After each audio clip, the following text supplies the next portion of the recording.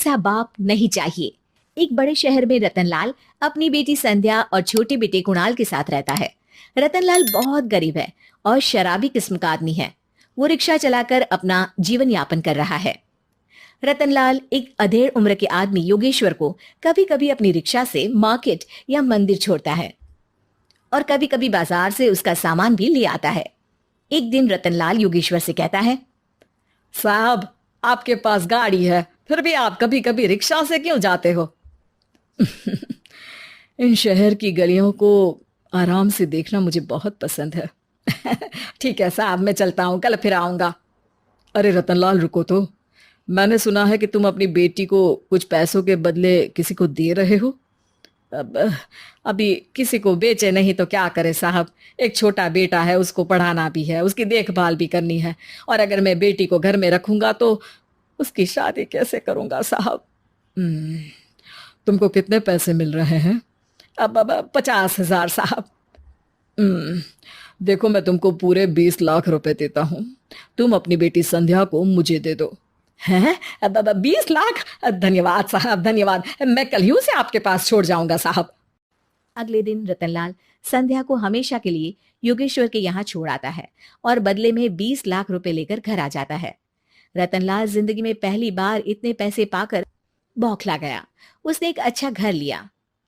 कुणाल, अब हमें कोई चिंता नहीं है, तू अब अच्छे से पढ़, खूब मन लगाकर पढ़ाई करना। पापा, मुझे पढ़ाई करना अच्छा नहीं लगता। अरे तूने अगर ज्यादा बकवास की ना तो बहुत मारूंगा।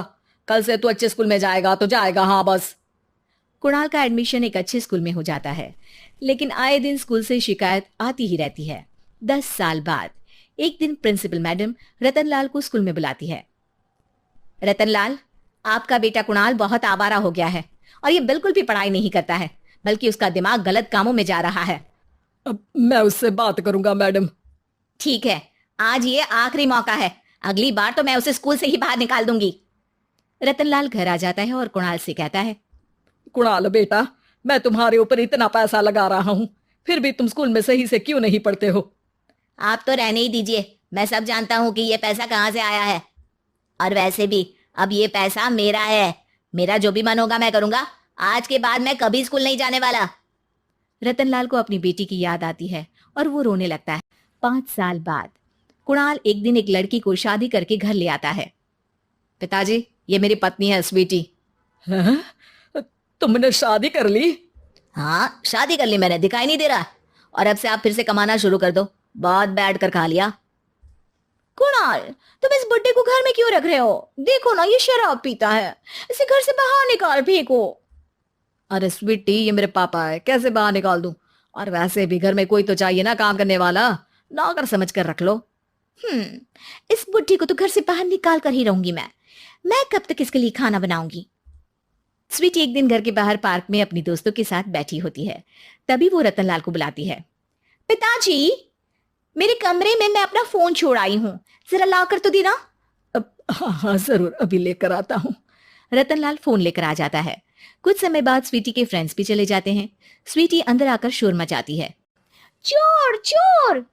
कहाँ है चोर? मुझे तो यहाँ कुछ नहीं दिख रहा। अरे ये अलमारी खुली पड़ी है, जरूर किसी चोर ने ही खोली होगी। अरे कौन आया था यहाँ? यहाँ तो पिताजी आए थे बस। अरे बहू, मैं चोर नहीं हूँ। मुझे तो आप पर अब बिल्कुल भी विश्वास नहीं है पिताजी, क्योंकि जब आप पैसे के लिए दीदी को बेच सकते हो तो आप चोरी भी तो कर ही सकते हो। अरे लेकिन वो सब तो मैंने तेरे भले के लिए किया था ना। मैं तो कहती हूँ कि हमें इनकी कमरे की तलाशी लेनी चाहिए। तुम बिल्कुल सही कह रही हो, चलो। स्वीटी और कुणाल दोनों रतनलाल के कमरे की तलाशी लेते हैं और उन्हें वहां स्वीटी की ज्वेलरी और पैसे मिल जाते हैं।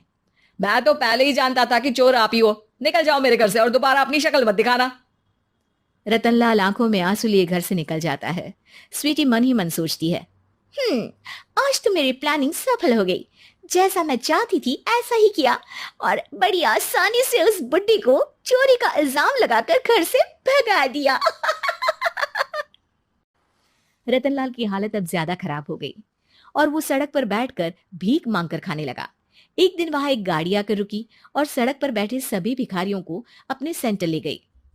एनजीओ की मालिक संध्या एक एक करके सभी को सुविधा मुहैया कराती है। तभी उसकी नजर रतनलाल पर पड़ती है। पिताजी, संध्या तू? पिताजी, आपकी ये हालत कैसे हुई? ये सब मेरे बुरे कर्मों की सजा है जो मुझे मिल रही है। मुझे माफ कर दे बेटी। पिताजी, मैं आप पर बिल्कुल भी गुस्सा नहीं हूँ, क्योंकि आपने मुझे यहाँ भेजकर अच्छा ही किया। मेरी जिंदगी बदल गई। लेकिन ये सब हुआ कैसे बेटा? आप ये नए कपड़े पहनो, तब तक मैं योगेश्वर अंकल को बुला कर लाती हूँ। योगेश्वर अंकल? हाँ अंकल। योगेश्वर जी ने तुझसे शादी नहीं की थी? नहीं तो पापा, उन्होंने तो मुझे पढ़ा लिखा कर इस काबिल बनाया है कि मैं आज सबकी सेवा कर पा रही हूँ। रतनलाल पश्चाताप करके रोता रहता है। तभी योगेश्वर भी वहां आ जाता है। रतनलाल जी, आपकी ये हालत कैसे हुई इतने सारे पैसों के बावजूद भी? क्योंकि मैंने बेटे और बेटी में भेदभाव किया था। लेकिन आपने ये कैसे किया, मुझे ये जानना है, बताइए। सालों पहले जब संध्या छोटी थी, तब मैंने एक बार एक आदमी से तुम्हें बात करते हुए सुना था, जो कुछ पैसों में संध्या को तुमसे खरीद कर शादी करना चाहता था। मैं उस समय एनजीओ में बच्चों के लिए ही काम कर रहा था और मैं किसी भी लड़की की जिंदगी खराब होते नहीं देख सकता था। इसलिए मैंने अपने जीवन की कमाई का एक बड़ा हिस्सा तुम्हें दे दिया था। सच में कितना गलत था मैं। मुझे माफ कर दो। अब आप दोनों मेरे साथ घर चलो और आज मैं अपना सच्चा प्रायश्चित करना चाहता हूँ। योगेश्वर और संध्या रतनलाल के साथ घर जाते हैं। स्वीटी दरवाजा खोलती है। चोर भिखारी, तू फिर से आ गया? चल भाग यहाँ से बुड्ढे। ये घर तुम्हारे बाप का नहीं, मेरा है। बाहर निकलो यहाँ से। रतनलाल कुणाल और संध्या को घर से बाहर निकाल देता है। योगेश्वर जी, अब ये घर आपका है और अब आप यहाँ एक और एनजीओ खोल सकते हैं। शायद अब ये सच्चा प्रायश्चित है। संध्या अपने पिता के गले लग जाती है।